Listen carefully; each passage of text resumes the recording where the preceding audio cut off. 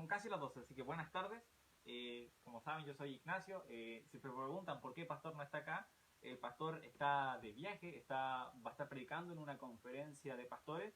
Nos contaba que va a estar predicando entre 13 a 15 veces durante su viaje, así que él se va a ausentar como por 2 semanas, pero yo voy a estar enseñando hoy día en la mañana, y en la tarde él va a estar transmitiendo de donde va a estar predicando pasado las 7, como 7:20, 7:30, así que lo invitamos a que no se pierdan también ese mensaje, que sin duda va a ser de edificación. Mientras esperamos a que más gente se vaya conectando, más gente se vaya uniendo a la transmisión, les invito a que me acompañen a leer en sus Biblias. En Romanos, vamos a leer el texto, vamos a leer el capítulo completo de Romanos 12, aunque vamos a leer solo una parte del capítulo para la lección del día de hoy, para el mensaje, pero lo invito así a que leamos Romanos 12. Romanos 12, vamos a leer capítulo entero, son 21 versículos. En Romanos 12, versículo 1 dice: Así que, hermanos, os ruego por las misericordias de Dios que presentéis vuestros cuerpos en sacrificio vivo, santo, agradable a Dios, que es vuestro culto racional. No os conforméis a este siglo, sino transformaos por medio de la renovación de vuestro entendimiento, para que comprobéis cuál sea la buena voluntad de Dios, agradable y perfecta. Digo pues, por la gracia que me es dada a cada cual que está entre vosotros, que no tenga más alto concepto de sí que el que debe tener, sino que piense de sí con cordura, conforme a la medida de fe que Dios repartió a cada uno. Porque la manera en que en un cuerpo tenemos muchos miembros, pero no todos los miembros tienen la misma función, así nosotros, siendo muchos, somos un cuerpo en Cristo, y todos miembros los unos de los otros. De manera que, teniendo diferentes dones, según la gracia que nos es dada, si el de profecía, úsese conforme a la medida de la fe, o si de servicio, en servir, o el que enseña en la enseñanza, el que exhorta en la exhortación, el que reparte con liberalidad, el que preside con solicitud, el que hace misericordia con alegría. El amor sea sin fingimiento, aborreced lo malo, seguid lo bueno. Amaos los unos a los otros con amor fraternal en cuanto a honra, prefiriéndoos los unos a los otros. En lo que requiere diligencia, no perezosos, fervientes en espíritu, sirviendo al Señor, gozosos en la esperanza, sufridos en la tribulación, constantes en la oración, compartiendo para las necesidades de los santos y practicando la hospitalidad. Bendecid a los que os persiguen, bendecid y no maldigáis, gozaos con los que se gozan, llorad con los que lloran. Unánimes entre vosotros, no altivos, sino asociándoos con los humildes. No seáis sabios en vuestra propia opinión. No paguéis a nadie mal por mal. No procurad lo bueno delante de todos los hombres. Si es posible, en cuanto dependa de vosotros, estad en paz con todos los hombres. No os venguéis vosotros mismos, amados míos, sino dejad lugar a la ira de Dios, porque escrito está: mía es la venganza, yo pagaré, dice el Señor. Así que si tu enemigo tuviere hambre, dale de comer; si tuviere sed, dale de beber, pues haciendo esto, ascuas de fuego amontonarás sobre su cabeza. No seas vencido de lo malo, sino vence con el bien el mal. Para los que se estaban conectando, nosotros estamos estudiando, vamos a estar viendo Romanos 12, pero vamos a ver desde el versículo 3 al 11, pero decidí que como buen contexto podíamos empezar leyendo el capítulo completo. Agradezco a los que ya se están conectando, así que yo creo que ya vamos a comenzar. Si se preguntan por qué yo estoy aquí, por qué no está Pastor, había dicho antes de que Pastor está de viaje en una conferencia de pastores, va a estar predicando en esa conferencia, así que estemos orando por Pastor, que damos gracias porque pudo llegar bien, y oramos para que pueda volver sin ningún problema, y que Dios lo pueda usar grandemente en esa conferencia, y que sea de edificación para todos los pastores que ahí asisten, y también para Pastor y su familia. Así que estemos orando por ellos. Y ellos van a estar, el pastor va a estar predicando desde donde está, una transmisión a las 7, pasado las 7. Así que no va a ser exactamente a las 7, pero pueden estar viendo su celular y no se la pierdan porque estoy seguro que va a estar muy bueno. Así que si están recién llegando, estábamos leyendo Romanos 12 y vamos a ver desde el versículo 3. Ahora desde el versículo 3, Romanos 12, versículo 3. Vamos a leer hasta el versículo 8, ese va a ser el texto del día de hoy. Digo pues, por la gracia que me es dada, a cada cual que está entre vosotros, que no tenga más alto concepto de sí que el que debe tener, sino que piense de sí con cordura, conforme a la medida de fe que Dios repartió a cada uno. Porque de la manera en que en un cuerpo tenemos muchos miembros, pero no todos los miembros tienen la misma función, así nosotros, siendo muchos, somos un cuerpo en Cristo, y todos miembros los unos de los otros. De manera que, teniendo diferentes dones, según la gracia que nos es dada, si el de profecía, úsese conforme a la medida de la fe, o si de servicio, en servir, o el que enseña en la enseñanza, el que exhorta en la exhortación, el que reparte con liberalidad, el que preside con solicitud, el que hace misericordia con alegría. Vamos a orar. Padre, muchas gracias porque nos dan las instancias de poder aún seguir viendo estos mensajes a través de estos métodos digitales, Señor. Le doy gracias porque me da la posibilidad de estar enseñando su palabra, Señor. Ayúdeme a ser un buen mensajero y enseñar solo lo que su libro santo dice, la Biblia dice, y no lo que algunos creen, sino su santa voluntad, Señor. Queremos obedecer este libro y aplicarlo en nuestras vidas, cada día parecernos más a Jesús, Señor.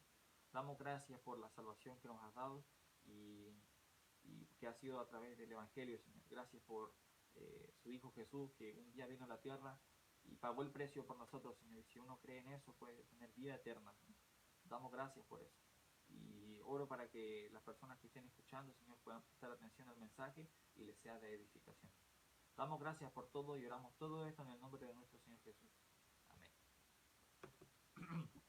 Entonces, el título se podría decir, o le había puesto otro título porque iba a ser otro mensaje, pero después dije, mejor vamos a hablar de esto, que es el servicio a la iglesia. Qué importante es el servicio a la iglesia, y lo dividí en dos puntos: los dones que Dios nos puede dar y luego cómo debemos servir a la iglesia con esos dones.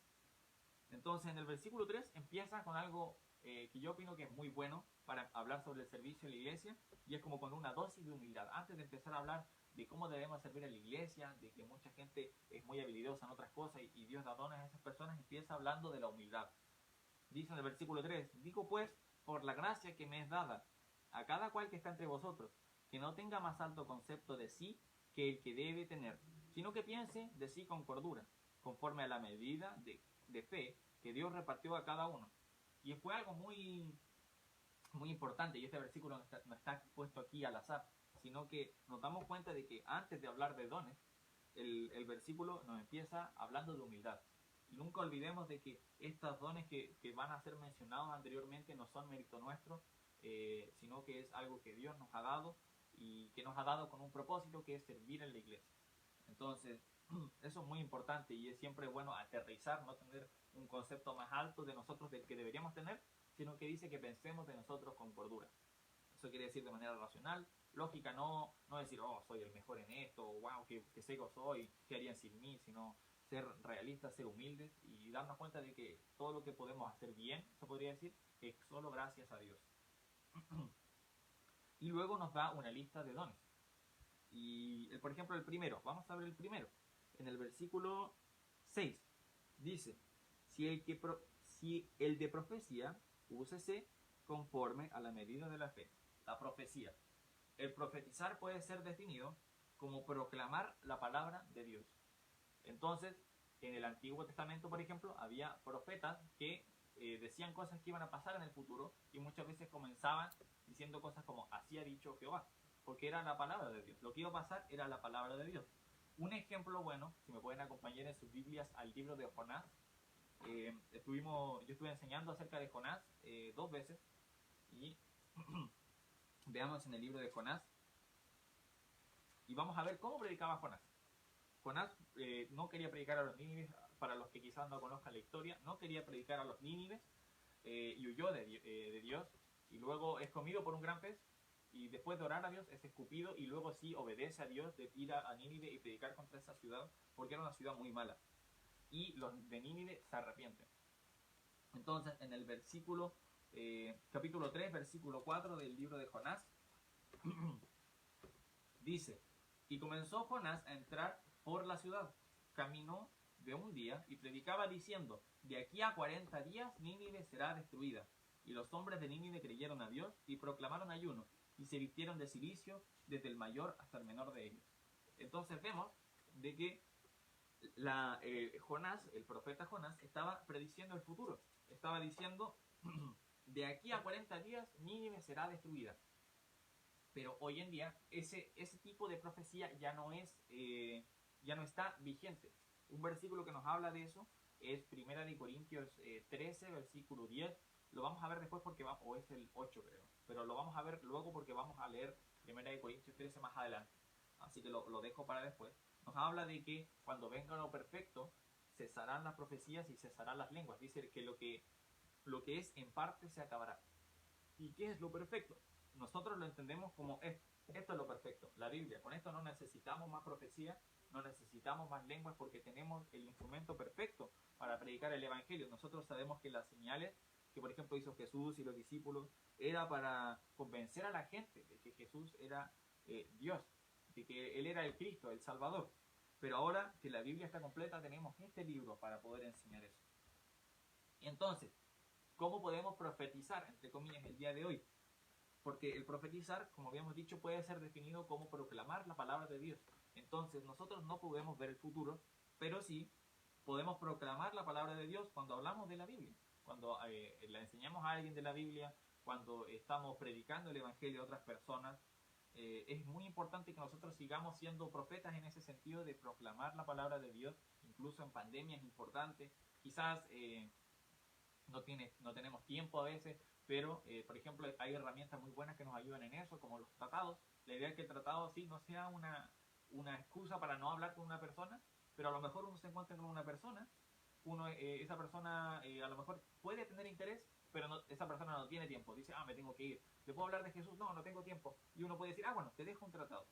Y entonces ese tratado puede ser una buena ayuda, y esa persona a lo mejor después lo lee, después ve que hay un número atrás y dice, voy a llamar porque tengo dudas. A lo mejor dice, en este horario se congregan, entonces va y se congrega y escucha el mensaje. Entonces es muy importante eso de que nosotros estemos siempre proclamando la palabra de Dios, el mensaje del Evangelio. ¿Qué es el Evangelio? Nosotros cuando salíamos a evangelizar antes de la pandemia, nosotros íbamos casa por casa y muchas veces hacíamos la pregunta a las personas, ¿usted sabe qué es el Evangelio? Y casi siempre decían, sí, yo sé lo que es el Evangelio. Les preguntábamos qué es, pero todas las respuestas eran distintas. Muy poca gente realmente sabía qué era el Evangelio. De hecho, yo no he salido tantas veces como pastor, por ejemplo, pero de las veces que he salido, una sola persona ha podido definir qué es el Evangelio. Y era porque venía de una iglesia donde se predicaba el Evangelio de la Biblia. Entonces, mucha gente, por no decir casi todo Coyhaique, no conoce el Evangelio.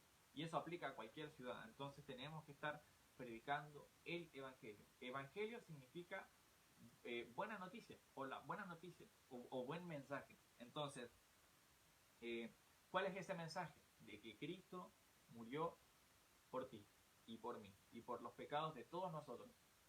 Pero ¿por qué lo hizo?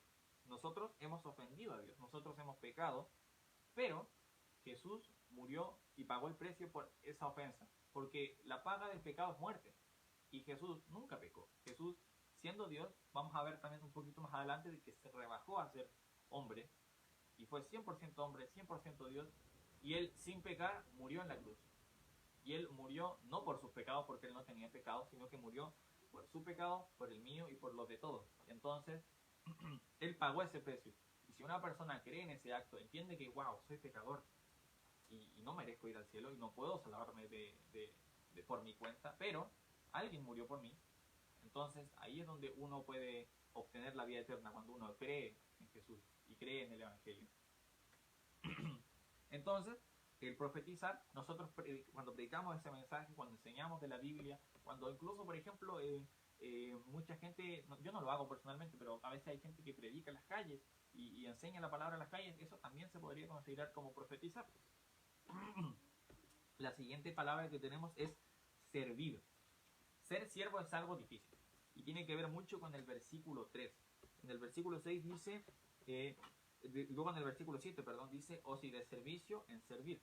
hablando del don de ser un siervo. Entonces, ser siervo es algo difícil, requiere de humildad, de lo que nos dice en el versículo 3. Y mansedumbre y amor al prójimo. Y es por eso que nuestro mejor ejemplo de un siervo es el Señor Jesús. Vamos a ver lo que les acababa de decir, de que Jesús renunció a parte de sus atributos divinos para venir a la tierra. Vamos a Filipenses. Filipenses 5, voy a guardar el lugar en Romanos, guárdenlo porque vamos a volver. Filipenses, capítulo 2. Dije 5, pero tiene 4 capítulos para que vean. Estoy un poco perdido. Filipenses, a ver. Acá está. Capítulo 2 y versículo 5. Dice: haya pues en vosotros este sentir que hubo también en Cristo Jesús, el cual, siendo en forma de Dios, no estimó el ser igual a Dios como cosa a que aferrarse, sino que se despojó a sí mismo, tomando forma de siervo, hecho semejante a los hombres, y estando en condición de hombre, se humilló a sí mismo, haciéndose obediente hasta la muerte, y muerte de cruz. Entonces aquí vemos un ejemplo de humildad y de servicio, el más grande que ha habido en la historia, de que Jesús nos dice de que él dice que, el versículo, quiero leerlo textualmente, siendo en forma de Dios, Jesús era Dios.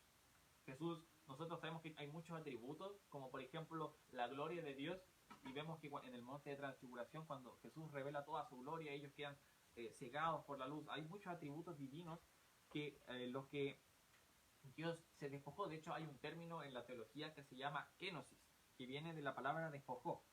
Cuando dice que se despojó, se refiere a que literalmente Jesús renunció a ciertos atributos que lo hacían Dios para poder venir a la tierra. Por ejemplo, su gloria, porque Jesús no brillaba todo el tiempo cuando estaba en la tierra, pero sí conservó algunos, porque hay versículos en donde Jesús sabe lo que la gente pensaba. La gente pensaba cosas y Jesús le decía: ¿por qué piensas esto? Entonces, Jesús obviamente era Dios, pero también fue un hombre. Y siendo hombre, no solo se humilló de ser Dios a ser hombre, sino que fue obediente y murió, y más encima, una muerte de cruz. Yo siempre digo eso, pero siento que a veces la gente olvida de lo dolorosa que es la muerte, una crucifixión. Porque a veces siento que la gente piensa que como que a Jesús le hubieran disparado en la cabeza y murió en un segundo. No, Jesús sufrió. Primero fue torturado, todos sabemos que le colocaron una corona de espinas, tuvo que cargar su cruz, luego fue crucificado, y la crucifixión era un método de tortura que duraba días. La idea era que la persona estuviera colgada, se le clavaban clavos aquí y en las piernas, entonces esa persona con su propio peso se ahogaba y no podía respirar. Entonces, para poder respirar tenía que levantarse, pero solo estaba apoyado de manos y pies clavados. Entonces le dolía mucho el solo apoyarse, y estaban así constantemente. Se quedaban sin aire, se apoyaban, se quedaban sin aire, se apoyaban, y así por días. Y luego, para poder ya suficiente, lo vamos a matar, le rompían las piernas y la persona ya no tenía que apoyarse y se ahogaba.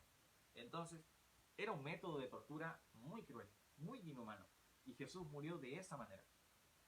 Sabemos que no le quebraron las piernas, ningún hueso suyo fue roto, pero Jesús tuvo que sufrir todo eso. Entonces, recordemos eso, ese ejemplo de servicio, ese ejemplo de humildad. Jesús siempre fue un siervo. Jesús le lavó los pies a sus discípulos y les enseñó la importancia de la humildad. Jesús dijo que él era manso y humilde de corazón. Y uno puede decir, ¿cómo una persona puede decir que es humilde y ser humilde? Son como contradictorios. Pero Jesús lo demostró durante toda su vida, de que él fue humilde. Él ni siquiera tenía dónde dormir, sino que iba de casa en casa. Entonces él no tuvo una vida lujosa para nada, ni una vida acomodada, ni una vida simple. Pero él estimó hacer eso, a ser Dios. ¿Por qué? Por amor a nosotros, para morir en la cruz y pagar el precio por nosotros. Entonces ese ejemplo es el que nos dice en Filipenses 2, versículo 5, que dice que haya pues en vosotros este sentir. Ese es el sentir que tiene que ser con nosotros. Nosotros tenemos que tener esa clase de servicio.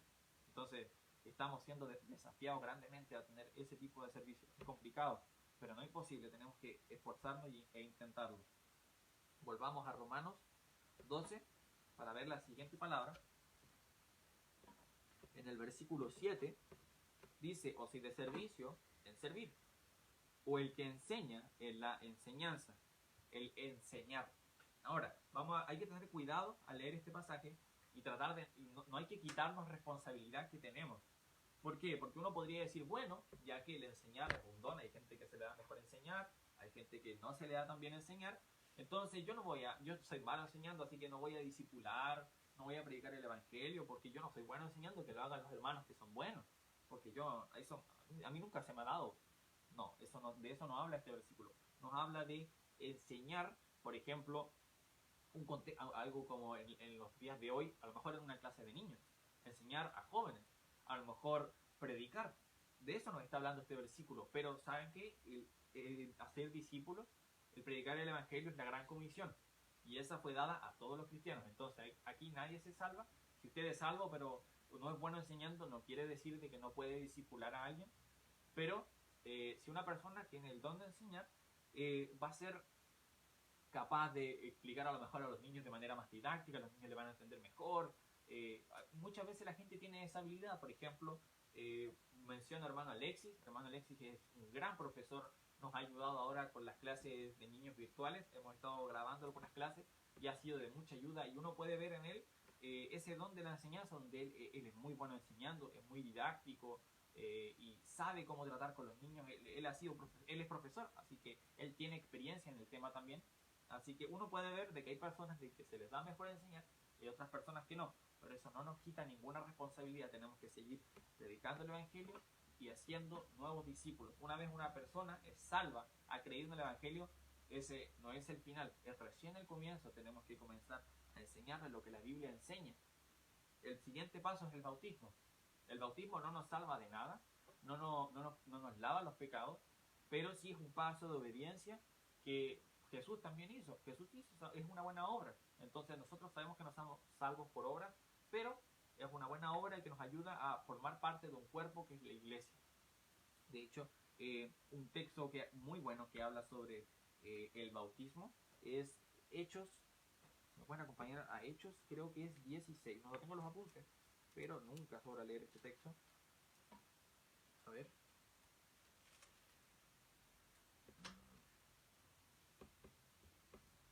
¿No era Hechos 16? No. A ver, déjenme buscar un poquito. Era 17.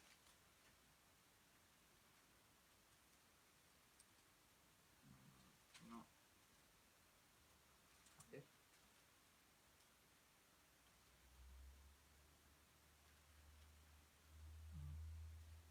No lo encontré. Lo siento, lo voy a buscar y lo voy a leer cuando lo encuentre. Pero es cuando el eunuco es bautizado. Yo creo que quizás muchos conocen esa historia, quizás no. ¿Qué pasó con este eunuco? El eunuco estaba leyendo un texto del Antiguo Testamento y no lo entendía. Y era un texto que hablaba de Jesús. Entonces, él no entendía lo que estaba leyendo. Y entonces, después le preguntó a Pablo de quién estaba hablando acá. O fue a Felipe, creo. A Felipe le preguntó, ¿de qué está hablando acá? 8. Ah, gracias. Hechos 8. A ver. Hechos 8, 26. Me lo soplaron. Felipe y el etíope. Ahí está, ¿eh? Entonces, si nosotros vemos en el versículo, vamos a ver desde el versículo 29. Entonces, Felipe ve de que había un eunuco leyendo y dice, acércate. El Espíritu dice, en el versículo 29, dijo a Felipe, acércate y júntate a ese carro. Acudiendo Felipe, le oyó que leía al profeta Isaías y dijo, pero ¿entiendes lo que lees? Él dijo, ¿cómo podré si alguno no me enseñare? Y rogó a Felipe que subiese y se sentara con él. El pasaje de la escritura que leía era este: como oveja a la muerte fue llevado, y como cordero mudo delante del que lo trasquila, así no abrió su boca. En su humillación no se le hizo justicia, mas su generación, ¿quién la contará? Porque fue quitada de la tierra su vida. Respondiendo el eunuco, dijo a Felipe, te ruego que me digas, ¿de quién dice el profeta esto? ¿De sí mismo o de algún otro? Entonces estaba leyendo una profecía acerca de Jesús, de cómo Jesús fue llevado al matadero, fue asesinado, Jesús murió, y él no se quejó, no abrió su boca, sino que como cordero al matadero, en silencio fue. Y en el versículo 35. Entonces Felipe, abriendo su boca y comenzando desde la escritura, le anunció el evangelio de Jesús. Y yendo por el camino, llegaron a cierta agua, y dijo el eunuco: aquí hay agua, ¿qué impide que yo sea bautizado? Felipe dijo: si crees de todo corazón, bien puedes. Y respondiendo dijo: creo que Jesucristo es el Hijo de Dios. Y mandó a parar el carro, y descendieron ambos al agua, Felipe y el eunuco, y le bautizó.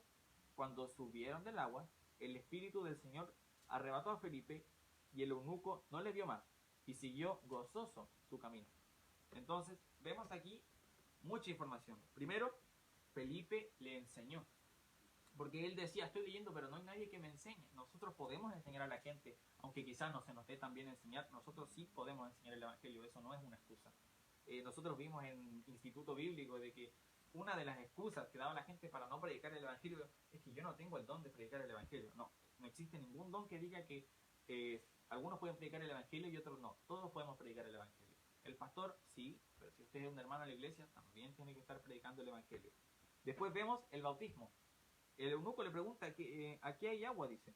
¿Qué impide que yo sea bautizado? Aquí le pregunta, ¿cuáles son los requisitos para ser bautizado? En otras palabras.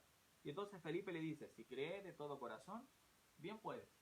Y él dice: creo que Jesucristo es el Hijo de Dios. Entonces aquí es muy claro. Le preguntan: ¿qué hay que hacer para bautizarse? Tienes que creer. Y él hace una profesión de fe, dice: yo creo que Jesucristo es el Hijo de Dios. Y entonces nos dice que bajan al agua. Otra información: ¿cómo es el bautismo? Porque hay mucha gente y muchas sectas que bautizan de otra manera. Por ejemplo, por aspersión, agarran, no sé, una rama con agua, hacen así y ya está bautizado. Pero aquí nos dice que ellos descendieron al agua y que después de que le bautizó, subieron del agua. Entonces, el bautismo es por inmersión. O sea, la persona, y nosotros lo hacemos de manera simbólica, la persona se echa en el agua, se cubre completamente de agua y luego se levanta, haciendo referencia y ilustrando la muerte, sepultura y resurrección de Jesús. Entonces, por eso es que es importante el bautismo. No nos salva, no nos hace nada especial, pero es un acto de obediencia y nos añade a la iglesia, como aparece luego, no lo vamos a ver, pero en Hechos 2, cuando las personas se dice que eran salvas, se bautizaban y eran añadidas. Entonces, si usted quiere ser miembro de una iglesia, tiene que bautizarse, y es el primer paso que tiene que tomar una vez uno es salvo.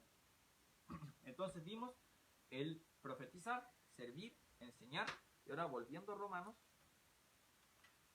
el exhortar. Esa palabra quizás algunos no la conozcan, es una palabra que no se ocupa mucho en el lenguaje coloquial. Versículo 8 dice: el que exhorta en la exhortación.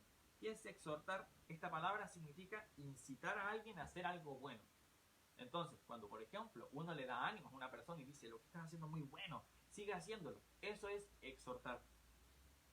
Esta palabra está presente muchas veces en Primera de Timoteo, Segunda de Timoteo y Tito. O sea, en los libros pastorales. Nos va a entender lo importante que era la exhortación para los pastores. Pero eso también nos aplica a nosotros. Por ejemplo, les voy a dar un ejemplo. Si un hermano que recién está bautizado empieza a asistir a la iglesia fielmente, va todos los domingos, nosotros nos congregamos también los miércoles y tenemos transmisión los miércoles. Entonces, va todos los domingos, va todos los miércoles. Cuando la iglesia dice: vamos a hacer una actividad, vamos a limpiar el local, está muy sucio, vamos a hacer una limpieza, vamos a limpiar el patio, vamos a cortar el pasto. Y ese hermano es el primero en llegar. Y ese hermano llega con su herramienta y llega a ayudar, barre, saca la basura, y con su familia están ayudando y son generosos. Entonces, es bueno que nosotros exhortemos a esa persona, le digamos: bien hermano, sigue haciendo eso.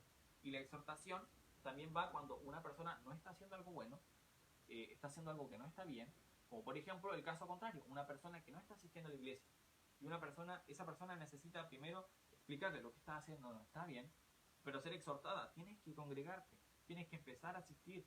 La Biblia nos dice en Hebreos 10:25, no dejando de congregarnos como algunos tienen por costumbre. Es importante que nos estemos congregando, estemos asistiendo a la iglesia si están teniendo cultos. Entonces es importante eso. Y por ejemplo, si una persona a lo mejor está cometiendo algún pecado, los hermanos tienen que exhortarlo, decir: eso no se hace, hermano, esto es lo que tienes que hacer. Eso es el exhortar, el motivarnos, el incitar a hacer algo bueno.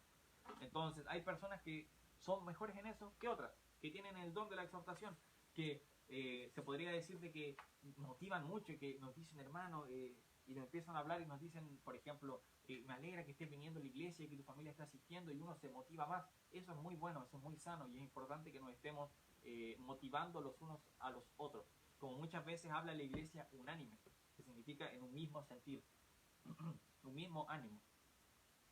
Vimos entonces exhortar, también el repartir, el dar, el ser generoso. En el griego esta palabra repartir significa simplemente dar de lo que sobra o compartir. Esa era la definición que tenía en el griego. Entonces, hay algunas personas que son más dadivosas que otras. Hay algunas personas que no les duele dar, que no les duele dar a la iglesia o dar a los hermanos. Y cuando nos habla de compartir, no simplemente habla de dinero. No nos confundamos. Este versículo no simplemente se refiere de dar dinero, sino que también se refiere, por ejemplo, si un hermano está pasando necesidad, si un hermano dice, ¿sabe qué, hermano? Me quedé sin trabajo y estoy haciendo una changuita, pero me falta un poco para pagar, por ejemplo, el arriendo. Entonces, un hermano, nosotros como hermanos deberíamos siempre dar para esas situaciones. Eso no quiere decir también, como pasaba con la enseñanza de que, bueno, yo no tengo el don de dar, así que ¿para qué voy a estar dando? No, la idea es que nosotros demos. Hay algunas personas que van a dar mucho más que otras, pero lo importante es que siempre estemos dando. Es muy bueno dar. Y dar, como dice en 2 Corintios 9, 7, si quieren lo pueden buscar, yo lo voy a leer, dice, cada uno dé como propuso en su corazón. Entonces tenemos que dar, pero ¿cómo? Como nuestro corazón propuso. No con tristeza ni por necesidad, porque Dios ama al dador alegre.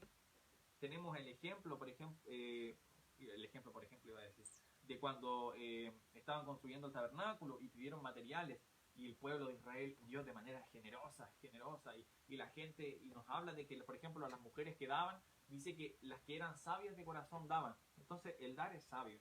El ser generoso con la iglesia y con los hermanos es importante, es sabio, y tenemos que hacerlo. Algunos, como decía, algunos van a dar más que otros, y eso es normal, está bien, pero nunca dejemos de dar. Es muy importante la generosidad. Siguiente palabra, vamos avanzando. Versículo 8 dice, el que preside con solicitud. ¿Qué es presidir? Presidir significa dirigir. Esto significa, en este contexto, esta palabra significa dirigir una reunión. Por ejemplo, y hemos visto de que presidir es algo difícil, requiere de habilidad.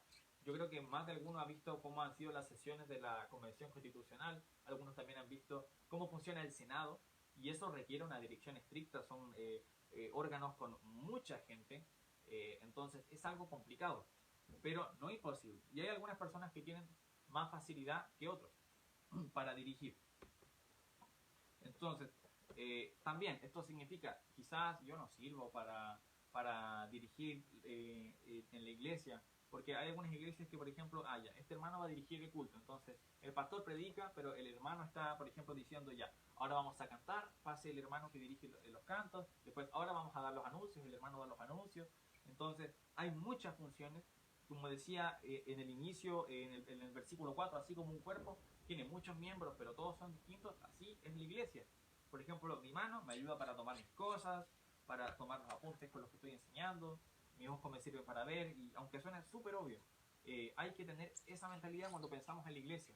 Quizás hay un hermano que no es bueno, por ejemplo, enseñando a los niños. No quiere decir de que ese hermano es inútil, para nada, pero que todos tenemos distintas habilidades en las que nos destacamos, y la idea es que nosotros seamos capaces de aprovecharlos y de servir en la iglesia con estas habilidades. Entonces, el presidir es el dirigir. Imagínense que en esa época ellos también se congregaban, muchas veces escapando y siendo perseguidos, se congregaban en las casas.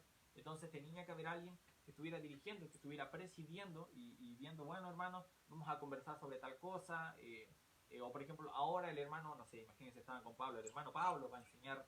Entonces era importante que hubiera alguien dirigiendo, y hoy en día también es importante, y muchas personas tienen ese talento natural de ser líderes, de dirigir las cosas, de mantenerlas en orden, y recordar, bueno, vuelvo a recordar, todos estos dones no son nuestros, sino que vienen de Dios.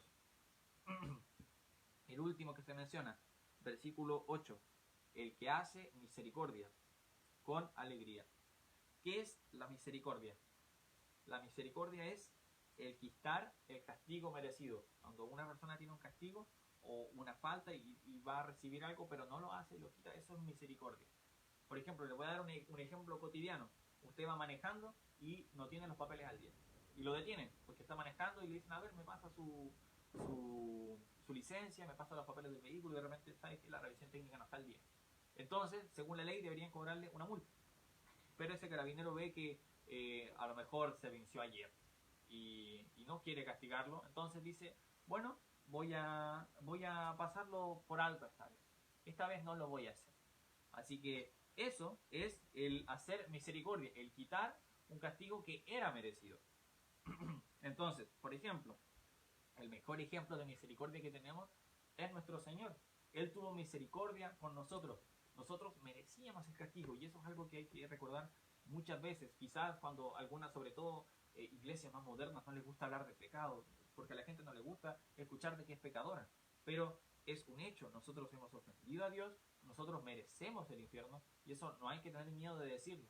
Obviamente, si uno quiere, cuando está predicando el evangelio, no quiere que la persona no escuche y se enoje. Entonces la idea no es ir a una casa y decirle, hola pecador, ¿cómo estás? No, la idea es tener tacto, pero no omitir eso. Las personas son pecadoras y eso nos incluye a nosotros también. Nosotros somos pecadores, ofendimos a un Dios santo, merecemos el infierno, pero ahí es donde entra la misericordia de Dios. Dios no quería que nosotros fuéramos al infierno.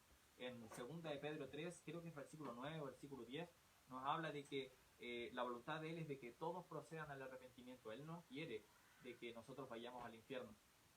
Y ahí es donde Él ejecutó ese plan perfecto, el plan divino, donde Jesús vino al mundo y tomó ese lugar. Y nosotros podemos nacer de nuevo, como nos dice en Juan capítulo 3, cuando Jesús habla con Nicodemo. Nosotros podemos nacer de nuevo. Entonces eso es importante, el hacer misericordia. Y Dios es un Dios misericordioso. Algo que mencioné cuando hablaba de Jonás es de que muchas veces la gente dice de que en el Nuevo Testamento hay mucho amor y Dios es muy bueno, pero en el Antiguo Testamento Dios era muy malo, ¿no? Él era muy enojón, Él no tenía paciencia. Pero la verdad es que no es así. Por ejemplo, en Jonás 4, versículo 2 dice, lloró Jehová y dijo, ahora, oh Jehová, ¿no es esto lo que yo decía estando aún en mi tierra? Por eso me apresuré a huir a Tarsis, porque sabía yo que tú eres un Dios clemente y piadoso, tardo en enojarte y de grande misericordia, y que te arrepientes del mal. Otro ejemplo puede ser, si alguna vez ustedes han leído la historia de Israel a través del desierto, Israel y con Jehová fueron muchas veces dados a ídolos, dudaban de Dios también, decían, ¿por qué nos trajo Dios aquí para morir en el desierto? Nos hubiéramos quedado en Egipto, después de todos los milagros que Dios hizo para sacarlos, aún así se atrevían a decir eso, pero Dios fue muy paciente con ellos. Obviamente hubo veces en las que Dios los castigó, pero Dios en cualquier momento pudo haberlos borrado de la faz de la tierra, pero hasta hoy en día el pueblo judío existe, Israel existe y nosotros los amamos, ¿por qué? Porque son el pueblo de Dios, Dios los ama y nosotros también.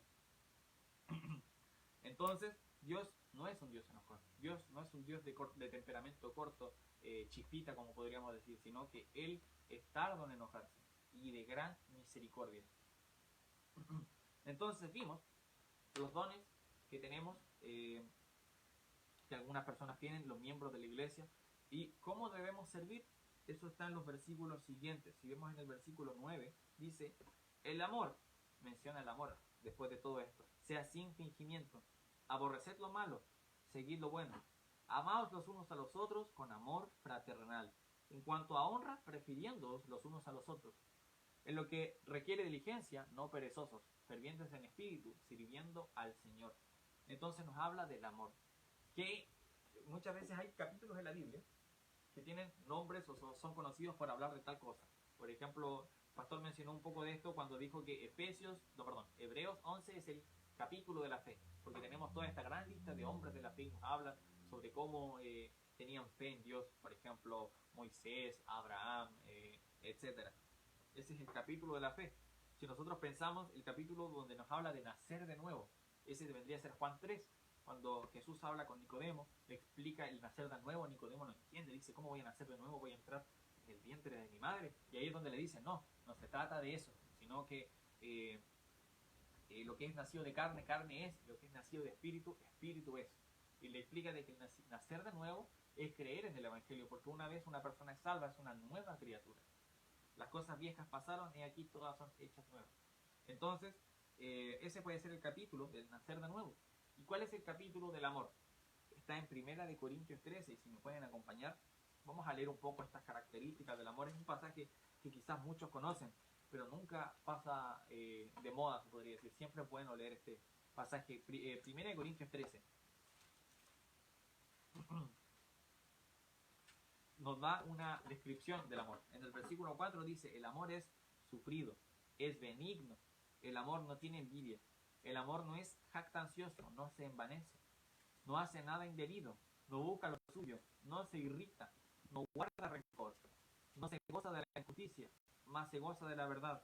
Todo lo sufre, todo lo cree, todo lo espera, todo lo soporta. El amor nunca deja de ser.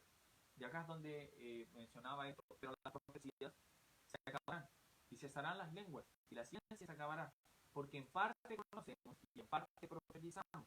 Cuando venga lo perfecto, entonces lo que es en parte se acabará. Cuando yo era niño, hablaba como niño, pensaba como niño, jugaba como niño, más ahora ya fui hombre, dejé lo que era de niño. Ahora vemos por espejo, oscuramente más, entonces veremos cara a cara. Ahora conozco en parte, pero entonces conoceré como fui conocido. Y este versículo es, si quieren memorizar algún versículo, hoy día no se lo han memorizado, este es uno muy bueno. Y ahora permanecen la fe, la esperanza y el amor. Estos tres, pero el mayor de ellos es el amor. El contexto en el que está escrito este capítulo es hablando de dones espirituales. En esa época había muchos dones milagrosos, como la sanación, hablar en lenguas, la profecía de ver el futuro, cosas así. Entonces, eso ocurría en estos tiempos y Pablo le escribió porque lo estaban haciendo de manera muy desordenada. Mucha gente en esa época, por ejemplo, hablaban en lenguas, pero la idea era que, por ejemplo, hablaran uno a la vez, tenían que tener un traductor. Entonces era algo muy, nada parecido a lo que uno ve en otras iglesias hoy en día. Entonces vemos de que en 1 Corintios 12, versículo 31 dice, procurad pues los dones mejores, mas yo os muestro un camino aún más excelente. Entonces, hablando de dones, como que da un paro y dice, ¿saben qué? Sí, está, procuremos los dones mejores, pero les muestro algo aún mejor que los dones, y es el amor. Y este capítulo entero, y vemos que después en el capítulo 14 habla de hablar en lenguas, y después sigue hablando de dones, pero da este pequeño paro, este pequeño detenernos y decir, sí, los dones, sí, está bien, procuremos los mejores, pero esto es aún mejor, y es el amor. Y aquí en Romanos 12, donde estábamos leyendo también, después de decirnos todos los dones que teníamos, que vamos a tener, algunos para enseñar, y algunos van a ser muy buenos dirigiendo, otros van a ser muy buenos dando, por ejemplo, o siendo misericordiosos, le dice, pero recordemos el amor. Amaos los unos a los otros con amor fraternal. Entonces, hay trabajo que hacer, tenemos muchas horas que hacer en la iglesia necesita de todos sus miembros. Cada miembro es importante, cada miembro es útil, todos tenemos la oportunidad y la necesidad de servir y también la obligación de servir en la iglesia. Es un privilegio poder servir, por ejemplo, para mí es un privilegio poder estar predicando. Hermano Alexis, doy gracias por hermano Alexis que enseña ahora en la clase de niños, hermana Ani y hermano Dusan que nos ayudan con el piano muchas veces. Y podría seguir mencionando personas, todos los hermanos que nos ayudan con el aseo. Muchas gracias por eso, y es una bendición y un privilegio poder servir. ¿Y cómo tenemos que hacerlo? Con amor, ocupando nuestros dones y siendo útiles. Vamos a orar para terminar. Padre, muchas gracias porque nos ha dado esta posibilidad de poder asistir a esta transmisión en vivo, Señor. Gracias porque usted, cuando Jesús ascendió al cielo, no nos dejó solos, Señor. Nos dejó con su Santo Espíritu y nos dejó con la iglesia, Señor. Damos gracias por esta institución local en donde podemos asistir, donde podemos ser miembros, podemos servir, podemos edificarnos los unos a los otros y motivarnos al amor y a las buenas obras, Señor. Doy gracias por la Iglesia Bíblica Bautista de Coyhaique, Señor, por el pastor Patricio Sheridan que usted ha puesto en esta iglesia, Señor. Damos gracias por tener este cuerpo aquí en esta ciudad y le pedimos de que este no sea el comienzo de sea solo la única iglesia en esta zona, sino que más iglesias puedan surgir en otras ciudades y otras localidades que no tienen una iglesia, para que más personas puedan ocupar los dones que usted les ha dado en el servicio al Señor, Señor, en el predicar, en el Evangelio, en el discipulado a los nuevos creyentes, Señor. Queremos ocupar nuestros dones y ser instrumentos para su obra, Señor. Damos gracias por todo y oramos todo esto en el nombre de nuestro Señor Jesús. Amén. Muchas gracias por a todos los que se conectaron. Es un privilegio estar enseñando. Quizás extrañaron a Pastor, pero Pastor va a estar predicando. Recuerden, después de las 7, él va a estar haciendo una transmisión de donde va a estar predicando. Así que no se la pierdan, va a ser de gran bendición. Así que me despido y hasta la próxima.